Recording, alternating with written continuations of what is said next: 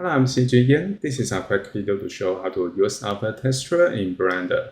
In this tutorial, I will use the default scene. I will keep the default nice and I delete the default script and camera. Next, we can go to File folder. I have prepared an PNG file with transparent background.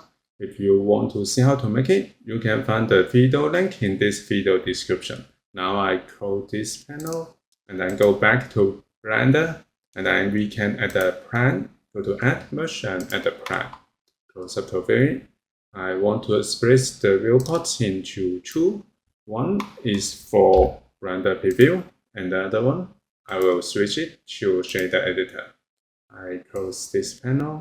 Make sure that we select the plan and then go to New button to add a new material. Next, we can see that Principal BSDF shader look is added.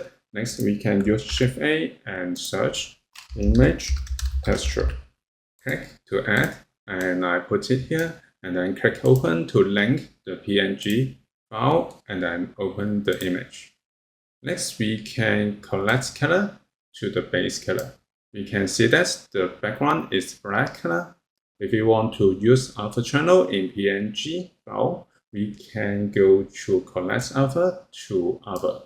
So we can find this is transparent background. I want to show it clearly. I want to move the plan upwards and add another plan and scale up a bit. And I select the plan for the leaf and disconnect the alpha. We can see before and after. So we can go to render engine. This is working for Eevee and also working for Cycles. So this is how we can use Alpha Texture in Blender. Thank you for watching this video. Hope this helped. Please subscribe to this channel. More video will be shared with you. I'm CJ Yen. See you in the next video.